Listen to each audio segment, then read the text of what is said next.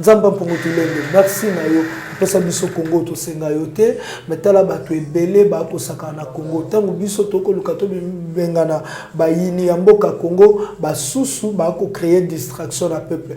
Pesa peuple congolais no so motema ya kubundela Congo mais ya kubundela bato te nde bongo na lobi ingeta. Trésor King. Marche na bino manifestation na bino devant l'ambassade ya Rwanda. Et Simbité, qu'est-ce qui va pas résistant na ambassadeur ya Rwanda? Qu'est-ce qui va pas entre l'avenir du Congo et les autorités rwandaises? Bozaki na manifestation devant l'ambassade ya Rwanda pour l'ambassade ya Rwanda quand maison à Rwanda non? Mais jusqu'aujourd'hui, ils ont demeuré dans notre pays, la République démocratique du Congo. Et à Motema Mapé, quel danger Mobutu avait vu pour l'ambassade de Rwanda en République démocratique du Congo? James Kabarebe, Vessael Karega, il incite pour dire qu'il n'y avait pas eu de morts au Congo. Ce qui 2 personnes ont minimisé le million de bateaux à 2 personnes. Tu as dit que Félix Tshisekedi est dans l'état de droit dans le Burkina Faso. Exact. Tes alliés, papa. L'état de droit est en prison. Kamer était chez lui. Non. Kamer était chez lui. Quand vous dites que... C'est ça, la preuve. Vas-y. Et ça, Kangama va Kamer.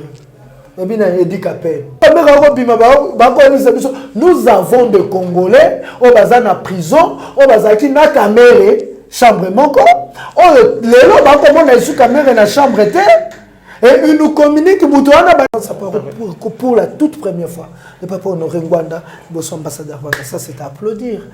Un jour ba kokio sala nde basala biso na 94, un jour ba kokio sala nde basala biso na 98, il faut tous se préparer.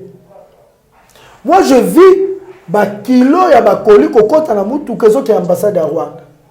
J'ai posé la question de savoir est-ce que vous contrôlez non, la douane va contrôler la bilo comme ambassade. Qui vous a dit que ce n'était pas des arts? Babio Sakana sa congolais. Abimi c'est le passeport congolais. On ne savait pas abimi c'est le carte d'électeur. Oh vraiment bon chinois et bon rwandais. Fatibé Beton, Migi Raïs, pour la marque Fayulu, Tokokufa. Mike Nkebani Bassani. C'est bon pour distraire le peuple congolais.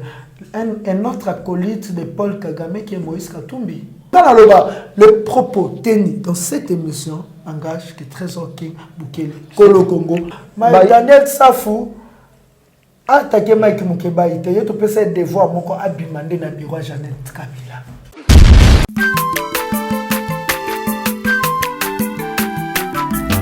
Azamwana motote. Sangai abongwani pete po awangana Nzambe ya le Nazarien le Nazarien le Nazarien le Nazarien bana kitoko koma mukondima atako babakola ke mafuta na musakolima lelo ya yobolingo bateli le Nazarien lipamboli oyo mona na katempeni mama kandelobi kolake mapapu masope mafuta tokokesitana longo na nzambe oyo babenga na makomi Jésus. Bienvenue amis téléspectateurs fidèles de Nazarin Télévision. Laissez-moi de vous dire un grand merci de partager surtout nos vidéos dans tous les réseaux sociaux et de s'abonner plus sur notre chaîne Nazarin Télévision. Je m'appelle Grady Franca, je suis analyseur, présentateur de l'émission et journaliste sur Nazarin Télévision. Aujourd'hui, je suis avec mon invité Trésor King Kolo Congo. C'est avec lui on va en parler de tout sauf rien. Alléluia. Merci le roi de rois.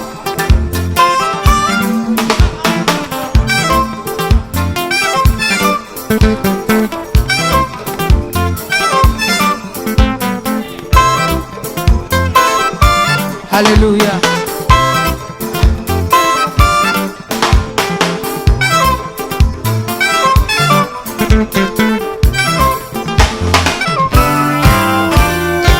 Tombola maboko na yo likolo. Lakisa maboko na yo.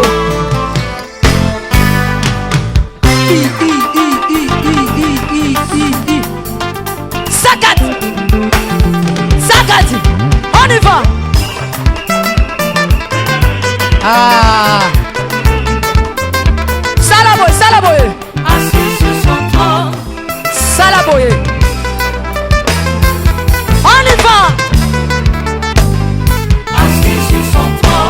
encore. Encore. Encore. Ah, ah, ah. Afandi na ngwende na ye. Yesu azaya kofanda. On y va.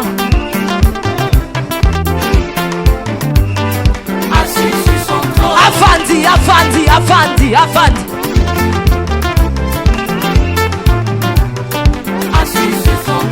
Fandi saye, fandi saye, fandi saye.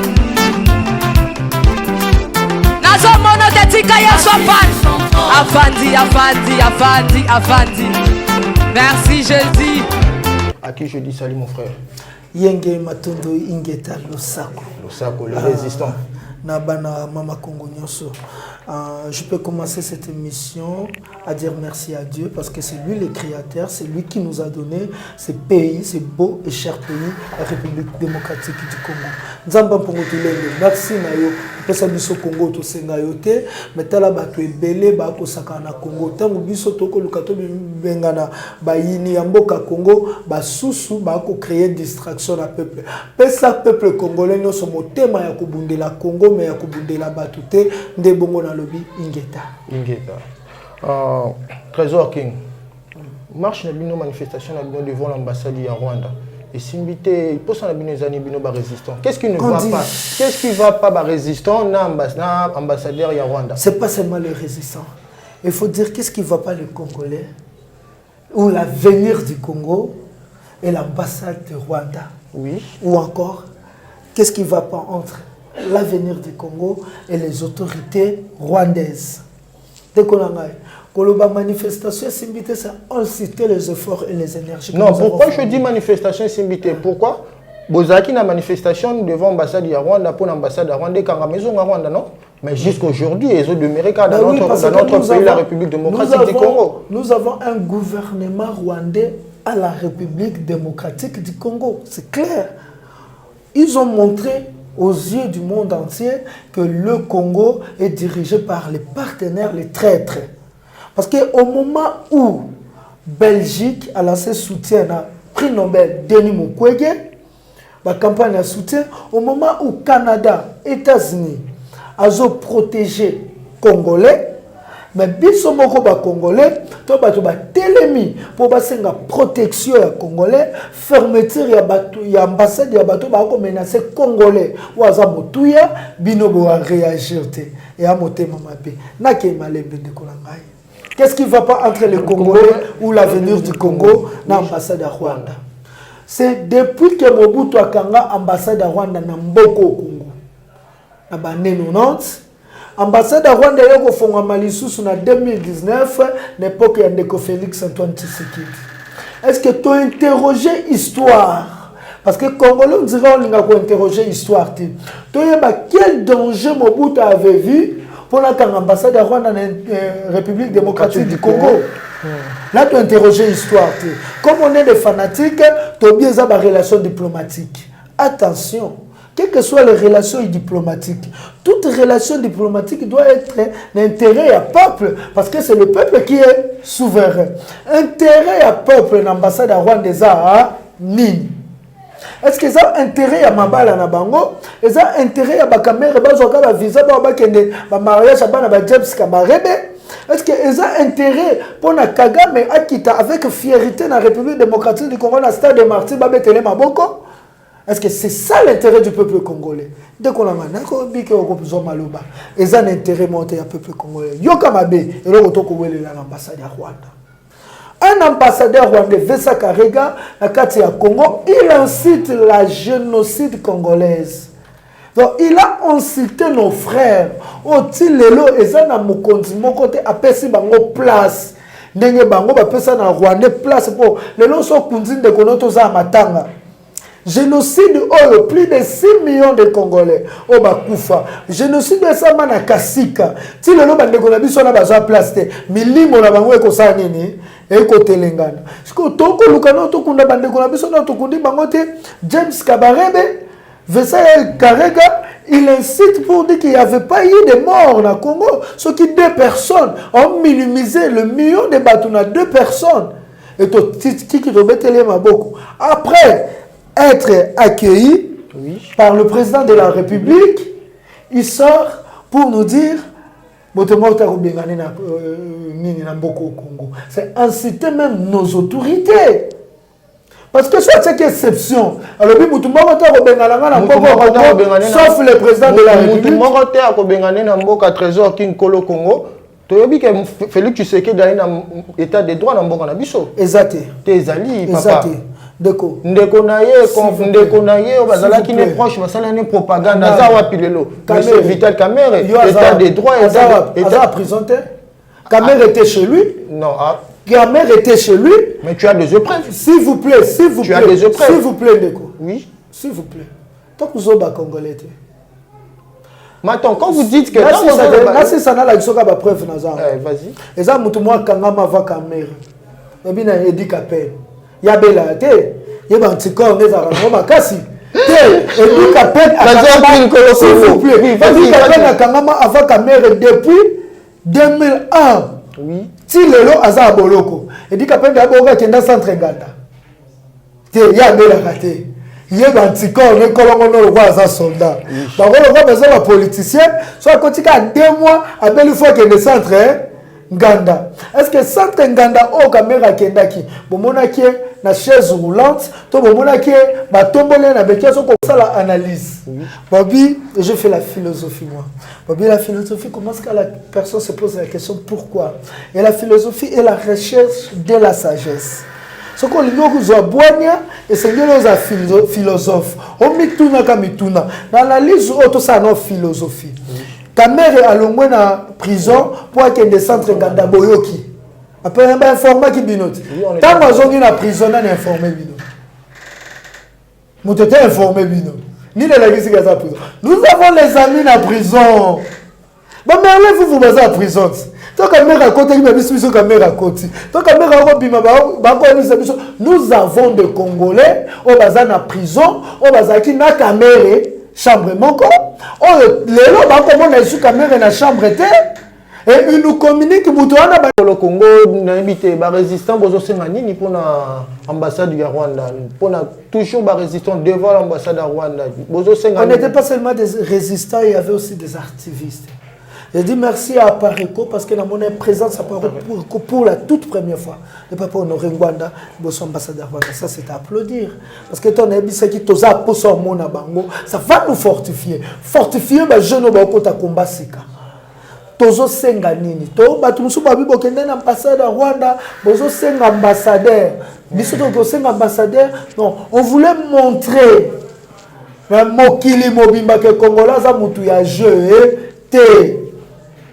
Pourquoi tu veux beti ngai na ndaku ona keko senga kolo lupangu biso na ba locataire to bundi na ko senga kolo lupangu ya ko longwa locataire na yeno na ndaku nona osala trouble pour ça la kolo lupangu sa nini aya comprendre sala nini obeta kingai to senga nini ya liboso application ya rapport mapping. Rapport mapping est que tribunal moko international et ça la mapona batu tout ba bonga ba congolais. Oui. Maintenant, on va que le tribunal international et ça la pour bateau congolais va répondre à ba art na bango mais que Félix Antoine Tshisekedi soka bimi alors big son a Rwanda tout ça ba bonne relation. Or il y avait des pays cités. Dans les pays cités où ils ont un rapport à mapping Angola, Ouganda, Rwanda et etc. Bazana kati. Il faut que le tribunal international et que la mapo bateau va répondre à ba art na bango. C'est le rapport, application rapport mapping. Tous ces fermeture et ambassade à Rwanda. Pourquoi? Un pays agresseur ne peut pas avoir une ambassade dans un pays où il a agressé. Le loyo na douane, biloko l'ambassade va contrôler en côté. Pays le quoi Rwanda otebi azalaka na souci ya ko agresser biso. Rwanda ta boko le baki amitié ndenga fande na kati ya Congo azana keba bifo na luka minduki na luka ni poso ba congolais un jour ba kokio sala nde basala biso na 94 un jour ba kokio sala nde basala biso na 98 il faut tout se préparer. Moi je vis ba kilo ya ba koli kokota na mutu kezo ki ambassade ya Rwanda. J'ai posé la question de savoir et qu'est-ce que vous contrôlez en gros? Non, la douane va contrôler la bilo comme ambassade. Qui vous a dit que ce n'était pas des arts?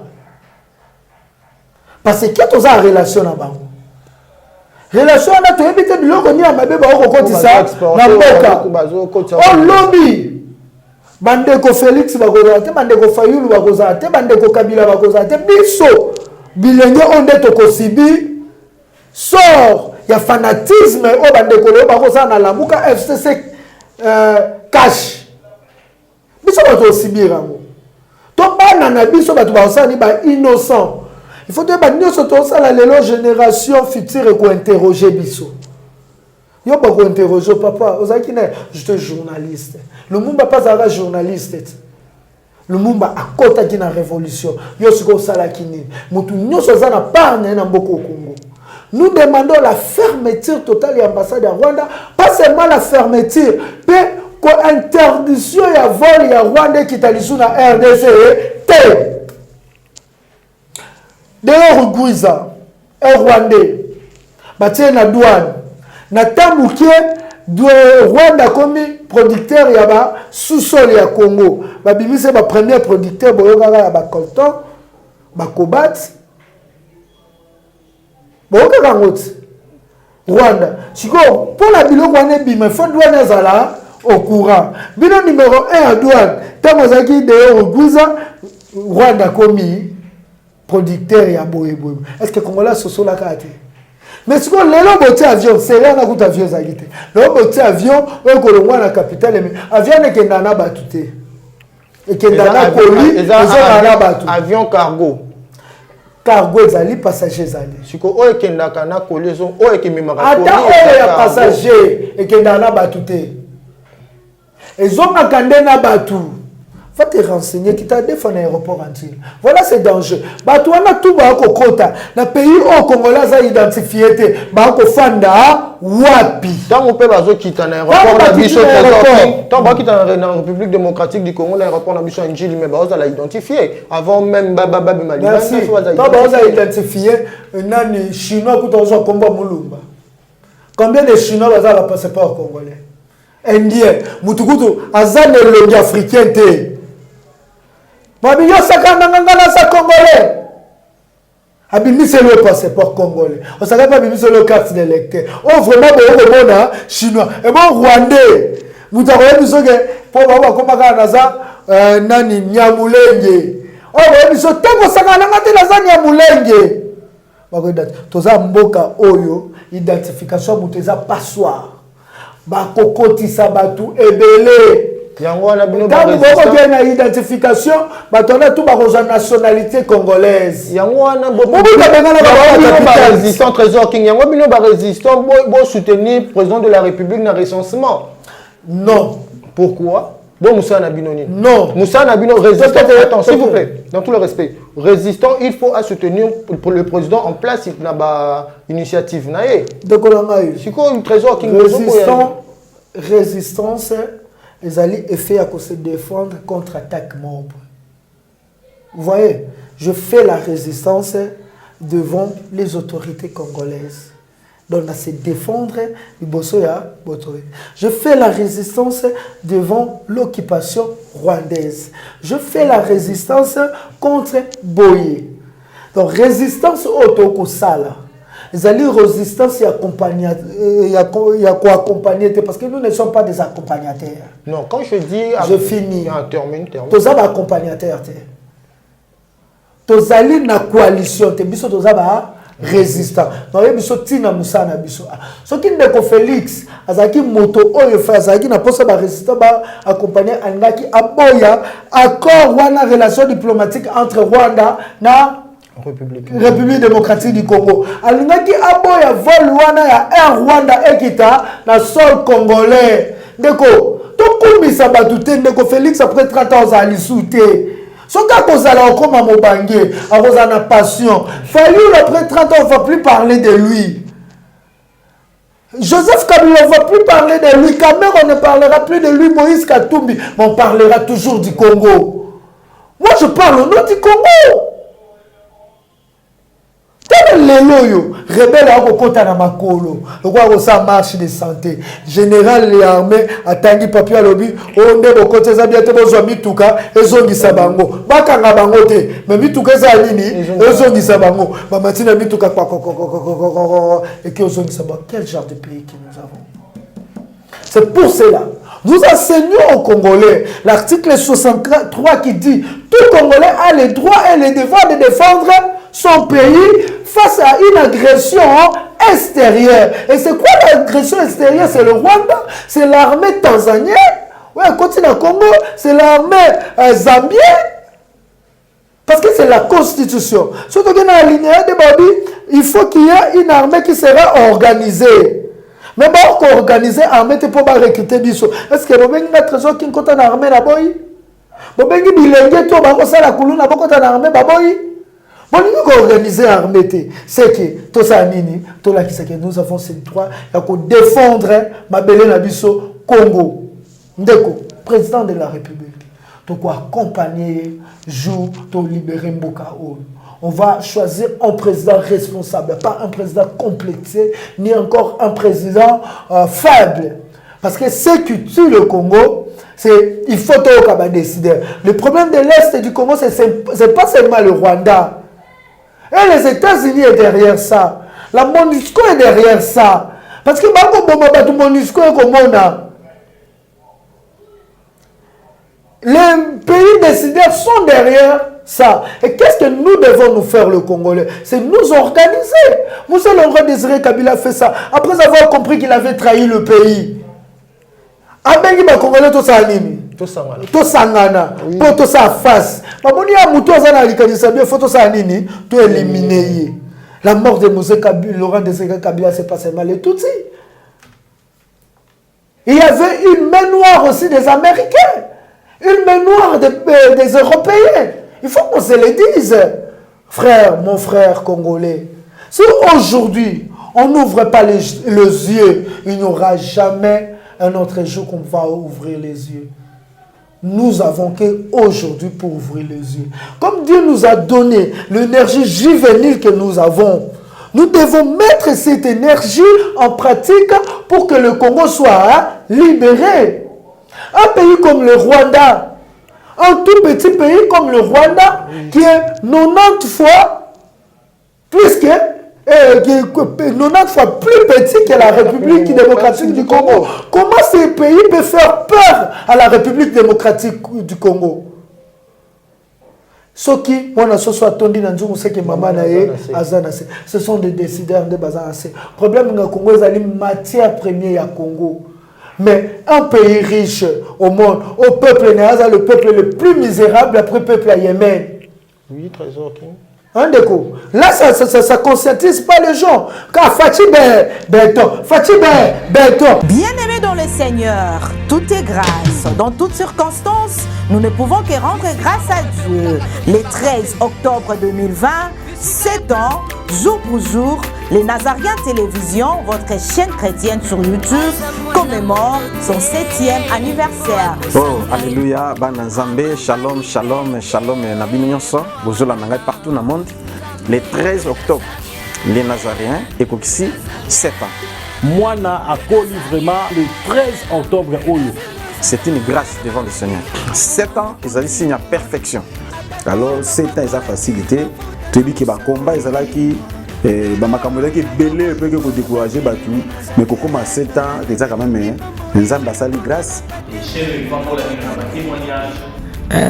ngana mona na likambo tela les anare c'est pourquoi na lelo na bika na kokoleka te même si on a l'équipe pembeni yao même si on a kotala batu mais na bika wana les nazaré zawani fona likawali na ba prédication na ba enseignement na ba exhortation na ba nzembo malamu ba cantique édification na ba méditation.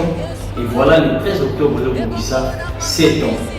Alors par rapport, il y a manifestation to milulu ana to bongisi. Des journées, il y a prière, il y a action de grâce, il y a concert.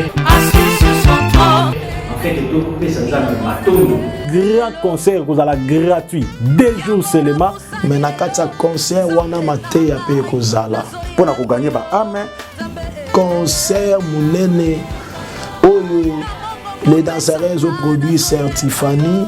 Pour cette occasion, Yozala béni na chaîne O, na ba témoignage, na ba table 5, Ozala béni na biso ba prophète ya bishima. Alors binoba na Nzambe nyonso obo pambolama na mateya na ngai apôtre Amashia na sengi bino nyonso bo soutenir œuvre oyo ba obolanda biso. Je crois que pasteur Richard Elongina na nous bomona ngoni pas les Nazaréens et bimisa na kati boyebinga pona grâce à les Nazaréens. Lokola les Nazaréens et produire bato ebele et bimisi bato ebele basali ebele ainsi de suite et sauver ba âme ebele. Pour moi na kozala boye que ozala ingrate ozala reconnaissant. Ya onto osenga na peuple ya Nzambe nyonso bozala na sima ya les Nazaréens bo soutenir les Nazaréens na nyonso Nzambe apesi yo ozotinda mbongo na yo ozotinda yango à partir compte bancaire ozotinda yango na M-Pesa aux hommes des occasions et sungayo bato ebele ba bongola ba mitema vraiment bo soutenir les chaînes oyo ya moto za na besoin de sungi na yo ba numéro ya banque ezawana ba M-Pesa ba Orange Man. Alors na sengi na yo contribution na yo ekosunga to célébrer ensemble na servante de l'Éternel ba numéro yango nezoleka tinda action de grâce na yo tinda soutien na yo vraiment ekosala malamu et nous en avons besoin de contribution spirituelle, financière, matérielle afin que des grands humains réussissent afin que tout le monde ait une action de grâce. Na yo moto pesi mbongo na biso bato to côté atoza ka musala moko vraiment to sengi non ndeko sunga les Nazaréens livre souvenir comme et comme ma kozala mingi malamu tala canal ya bien ya ko soutenir afin que Nzambe afuta yo Nzambe a récompenser yo surtout Nzambe s'intéresse ka mingi na bato ba contribuer ka pona sali ya ba âme comme chaîne ya munene oyo maison mère les Nazaréens. Soko za na besoin au participer na mbongo na yo okobenga na ba numéro oyo eza affiché wana et ozala malamu po ba recevoir mbongo na yo. Soki osali yango Nzambe na lola akopambola yo pe akopambola na bana na yo na bakoko na yo. Numéro yango wana ya bancaire banda déjà kotinda nde nazoloba botinda M-Pesa tinda Nzambe ya bishima Nzamba prophète Ézéchiel apambola yo. Que Dieu vous bénisse abondamment. Merci. Bigi Raïs, Bigi Raïs, pendant Martin Fayoulou, Tokokufa, pendant Martin Fayoulou, Tokokufa, Nani, Vital Kamere, père Yanini, il y a alternance pacifique au Romona, Vital Kamere, père de président, le coach Kamere, Moïse Katumbi, Nani, Kamere, le pacificateur. Moi, Trésor King, je dis non à tous ces gens-là. Et c'est pour cela nous organisons un mouvement où ils ont indépendance à jeunesse. Il faut que la jeunesse la conscientiser et responsabiliser. À venir à Congo, il faut à Bunda. Trésor King, merci beaucoup. C'est Trésor King Kolo Congo. On a invité la journée à l'élo. Trésor King, yo ozamo na Congo résiste. Kolo Congo. Pourquoi? Pourquoi? Au moins aussi longtemps on benga biso bana. Bana il faut mundela ya ko salela biso. Mais on dit c'est toujours indépendance.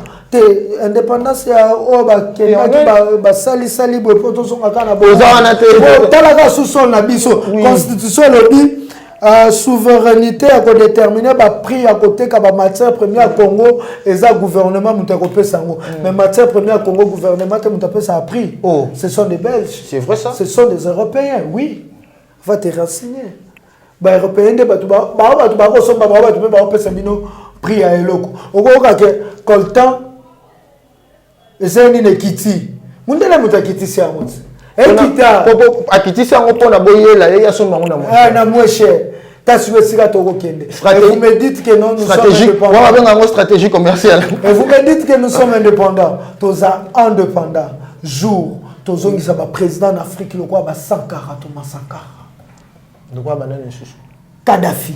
Le quoi banane Mobutu. Le quoi banane restez là. Mobutu, j'ai suivi le discours de Mobutu devant le plan.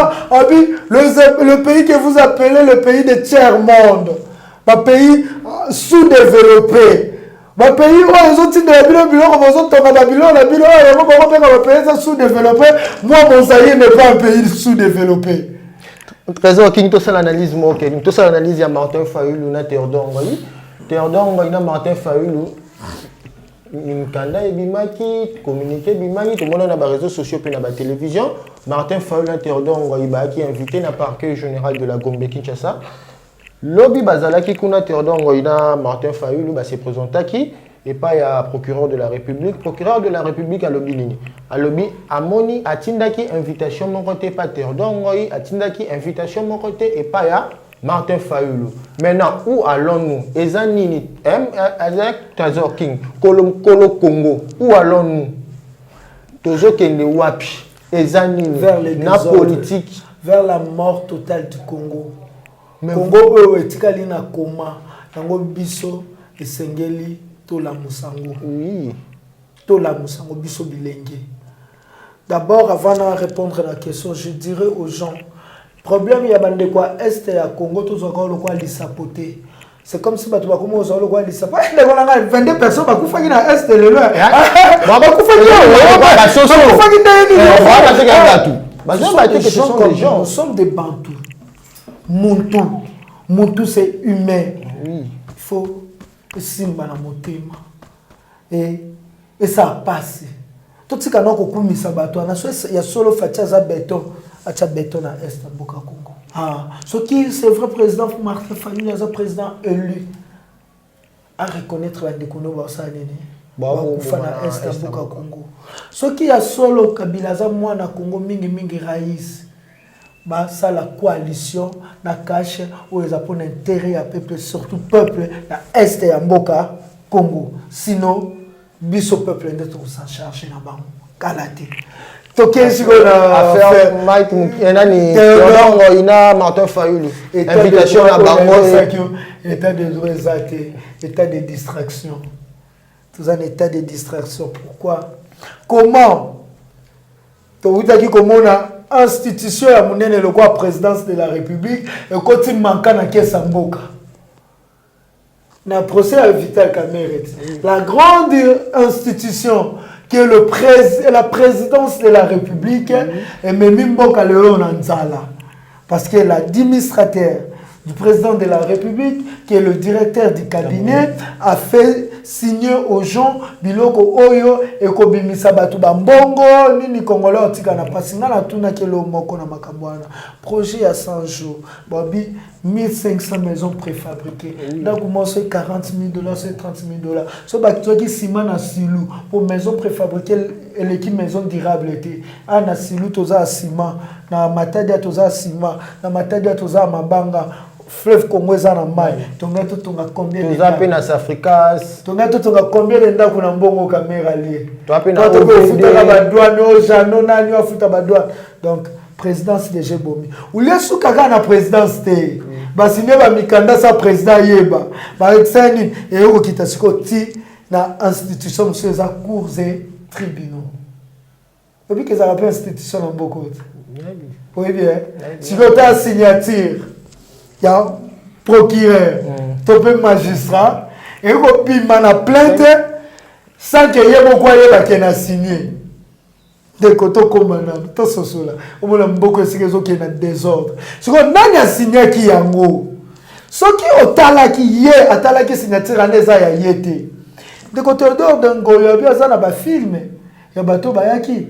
Interpellez-nous ces gens-là le plus vite que possible.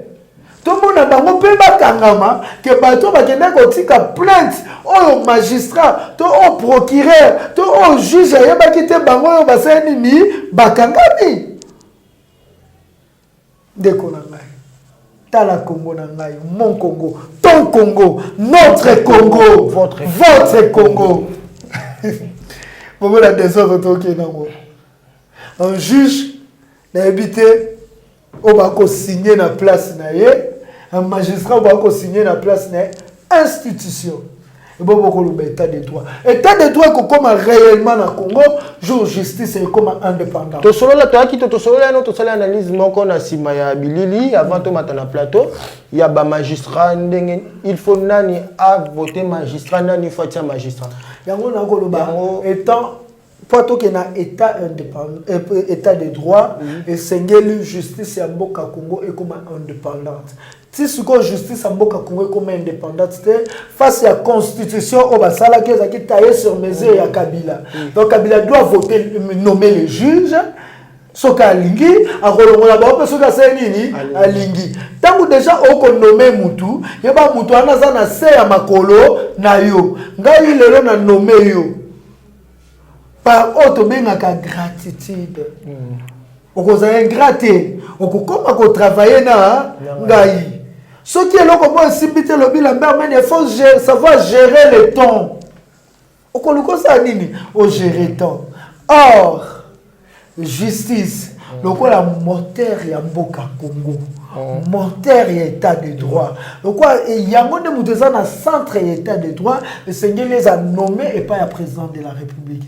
Au moins ni loi ya beminako, ezaki loi moko ya malamu. Mais to boya ki ango pona nini? Pour to mona ki majorité na Assemblée nationale eza majorité ya FCC. Une fois ba juge ba comme voter na FCC, c'est que to pesi ba juge ba comme ba juge ya FCC. Nous avons compris que les députés que nous avons envoyés dans l'Assemblée nationale, ce ne sont pas les députés au barreau de la peuple congolais, au barreau de la peuple, ce sont des députés au barreau de l'intérêt à la partie politique. Et on ne peut pas risquer, tout le monde juge va voter dans l'intérêt parti politique pour intérêt au peuple congolais. Troisièmement, nous avons aussi compris quoi? Les députés au Bazali dans l'Assemblée, ce ne sont pas les députés du peuple congolais, mais ce sont les députés de Corneille Nanga et des plateformes politiques. On va tout voter. Il faut que représenter le peuple réellement voté par le peuple. On peut député, député Moussa Nezani qui contrôler l'entreprise publique, le ministère, député Moussa Nezani qui voter loi, député Moussa Nezani qui lever le peuple. Oui. On va ça Moussa mais les députés Bazakuna, Moussa Bango collaborer dans l'entreprise publique, dans le ministère.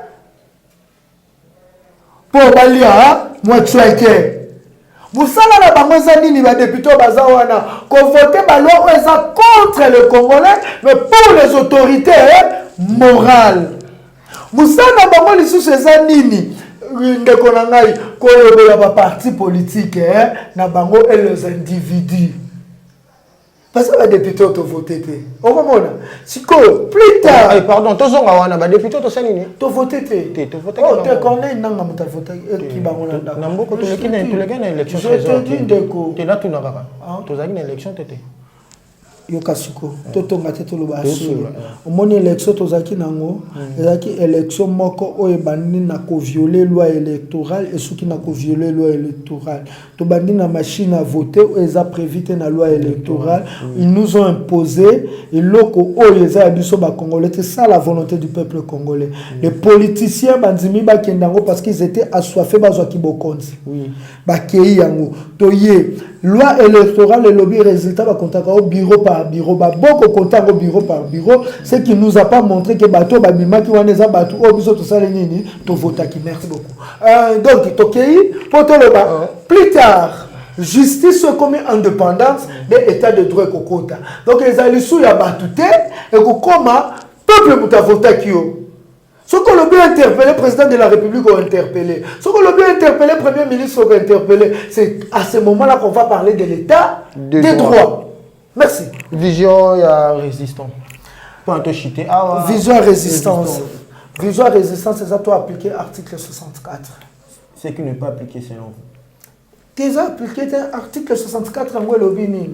Tout Congolais doit mettre échec na groupe ya ba individu to na bato moko ba zui pouvoir pour ba exercer contre la volonté du peuple contre constitution oyo lelo to komoni ke ndeko Félix banda koti bo yo kaka masolo ba violer constitution ba violer Jantini Ngobila a violé constitution article 26 droit à la manifestation violent au tela biso ba bourgmestre ba violer constitution ba tiabo ba violer constitution ce qu'on peut mettre fin na batouana nous devons nous soulever C'est ça le combat de la résistance pour le moment. Donc c'est sensibiliser le Congolais, conscientiser le Congolais, responsabiliser le Congolais pour que le pouvoir nabiso et selon l'article 5 de la Constitution, le pouvoir appartient au peuple. C'est le peuple qui décide. Mais les lois batubabi toko maga konzima makambo sur pour l'Alexis Tamboumba baza président Sénat.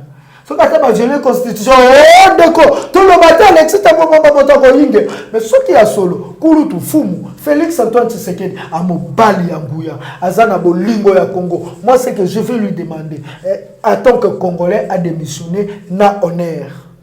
Tant qu'on démissionne na honneur, alors oui que non pas voir le Kabila mutakoinsa que Kabila me coince, maintenant FCC ba coincinga, lebo sa charger na Batouana. Ndeko total Alexis Tamboumba 3 mois. Ataza Yesu na mboko akosa nini organiser l'élection. C'est à ce moment-là. Le quoi ndeko Félix Tshisekedi abilo kwa ba coincinga yi. Congolais ça musane momana auto batoye magana ba marche to sangani on va chasser un Kabila et ses acolytes pour de bons président ou akola ce que ça que ndeko mwana mboka ndeko Félix Tshisekedi azongi to bi que non o akende no honneur azala mo kontikuna akombo kontisa Kabila. Surtout moni ke mutu mususu ayo zala wana akuma kontisa nani Kabila au lieu to kende kaka to kende to ko nyoka maboye biso Kabila vous ne me regardez la volonté politique mais Kabila mais ba famille na bino ko nginda ndeni ba famille na bino ko koma na mbongo ndeni et bandi président Félix Fumu Kulutu Félix Antoine Tshisekedi bana ne batanga na Kinshasa te ibanda mboka Congo. Ba nano Saint-Tiche bana président Martin Fayulu atanga libanda mboka. Aujourd'hui on a dit Saint-Tiche toi tu blagues hein? Quand nous nous battons ici pour le Congo, vous êtes là-bas en Europe où vous venez nous dire que non, je suis le fils du président élu. Bana na ba ko kanisa ba ko kanisa kwa bana ba to ba ya Congo ba diriger biso so comme tout le roi Trésor King. Ozweli mwana wana pona tangi na poto azala mi premier ministre na atalai yango toko sala da papa baba mona ndeto osaba papa baba ba guerre ni toza na ba je vous dis vrai oui bah maintenant il n'aura pas une génération lâche o ko tala ba ko tangi na poto ba za ni ba diriger biso non ba ko fanda kuna na poto ba ko mabala misala ba mindele po ba tangi si ba okuna ayengi bala ko. C'était Trésor King qui était notre invité d'aujourd'hui. C'est avec plaisir de vous trouver tellement nombreux et de nous suivre sur Nazarin Télévision. De mon ami Trésor King, nous avons invité sous samedi. Merci beaucoup. Sous analyse na makambo ezole kanambo kanabiso. Merci beaucoup. Le balanga sous kezali kaka to linga Congo ko le kanyoso. To linga Congo ko le kaba parti politique, to linga Congo ko le kambongo. Pour ceux qui mbongo ezakite komona ndeko la biso Mike Mukebai bapesi mbongo pona distraire peuple. Et Mike Mukebai pardon excusez-moi par là tozonga na de ça Mike Mukebai to chité hein.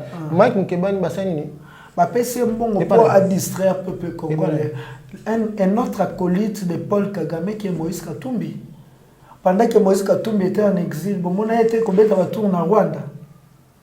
Ndeko bon, mon été. Et aujourd'hui, dis-moi qui tu fréquentes, je te dirais qui tu es. Tant que mon Mike Mukebai, akofanda na Katumbi, Katumbi akofanda na Kagame. Daniel Safu akofanda na Katumbi, Katumbi akofanda na Kagame. Daniel Safu na Mike Mukebai les distractions. Daniel Safu attaqué Mike Mukebai, tu peux faire devoir mon corps abimandé na bureau Jeannette Kabila. Devoir ya Daniel Safu c'est pas pour ya kotakele biso Mike Mukebai atika biso moko to sa nini to sa charger na Mike Mukebai ye a sa charger na nani na Jeannette Kabila pour to yeba si réellement alinga Congo to alinga Congo parce que la commission ana zo mbongo c'est maintenant question de ton pays devant l'argent. Est-ce que tu veux céder ton pays pour l'argent ou comme acolyte Jeannette Kabila ou tu veux continuer la lutte avec ton peuple? Atika ko distraire. Le loko mi mutu moko so monike mutu batu ba linga lisute na tchak. Boye bisa Kulutu Daniel Safu. Son problème c'est pas Mike Mukebai. Le problème de Mike Mukeba, c'est le problème de tout Congolais. Lui, son problème à lui, c'est de rompre avec Jeannette Kabila. Et Mike Mukeba, qu'est-ce qui se passe? Quand on a dit que l'ambassade de Rwanda a attaqué l'ambassade de Rwanda, moi, c'est que Mike Mukeba distrait le peuple. Quand le peuple faut mettre le solo, il y a pas de bakokufa, il tourne, il bouge, il bazouango, il nembo bazouango, te peuple comme Hollande Makabuya Mike Mukeba. C'est pour ça qu'on lui a payé. Si quoi que ça le quoi ndeko Félix avec ici Kagame na Goma, moi tout ça bien soutien na Makambwana Goma, tous anini distrait. Et ça bateau bazali na kati occupation rwandaise. O ba ko mema distraction. Les abandeko oyo ba ko mema distraction na bazana SC cash. L'idée Lamuka, je vous demande, Toyo Kamawa ya bandeko la biso Estamboka Congo. To sensibiliser Kinwanyoso. Quitte ça, l'est du pays a besoin de toi. Même aux hommes la makamba va plainte, oh, c'est une distraction toujours pour pas détourner attention à bango vers combat autre bandi ambassade ya Rwanda. Pour ambassade ya Rwanda nataka Kagame Mobaki akufi. Mayoki batu na ambassade Kagame asekwi. Pourquoi engage que Trésor King? Le propos tenu dans cette émission engage que Trésor King Bukele, Kolo Congo, le roi. C'est un plaisir de vous recevoir dans notre plateau. Merci. De Nazareth. Le numéro de téléphone 00 243 82 381 18 51. En attendant, Mouta Anera Zouabiki, Natiki Mouanini, Mouta Aner de Miabe, Bato Menasanga Bazouabiki, 00 282 381 18 51. Merci. On vous donne rendez-vous à tout à l'heure avec une autre invitée pour parler seulement de l'analyse et l'analyse de la République démocratique du Congo. Merci, je vous dis bye.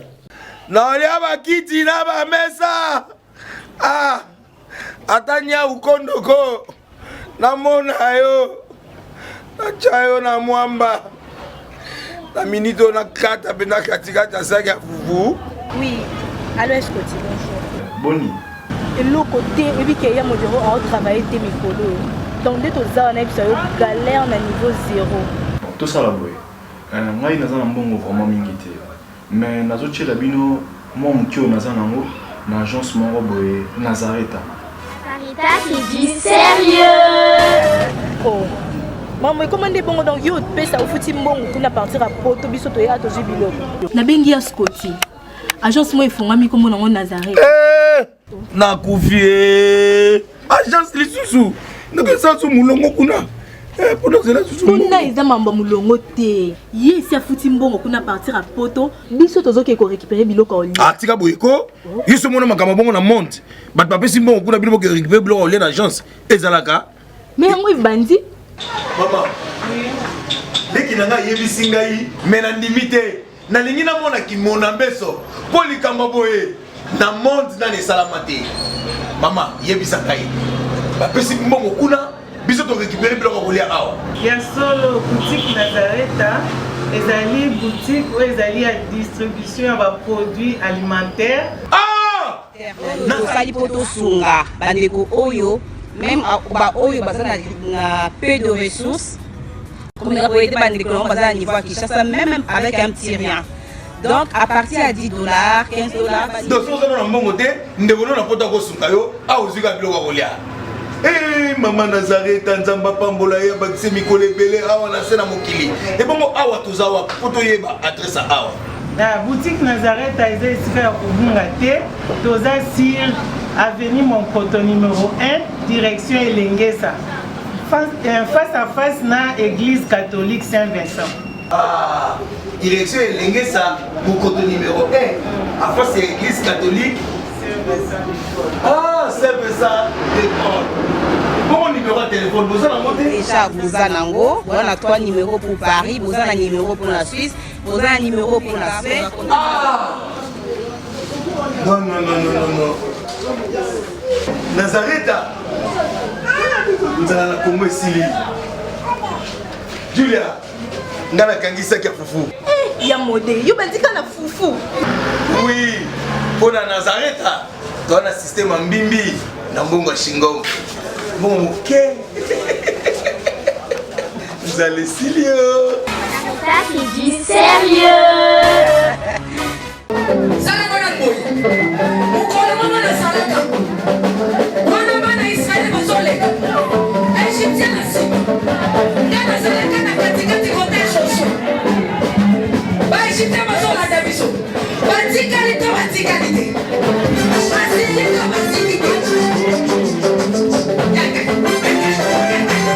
Loba Satan azana ba problème. Oh asimbikisi. Asimbiki. Eli kambwa kisi te yobe ke doluka kisi na osala nini?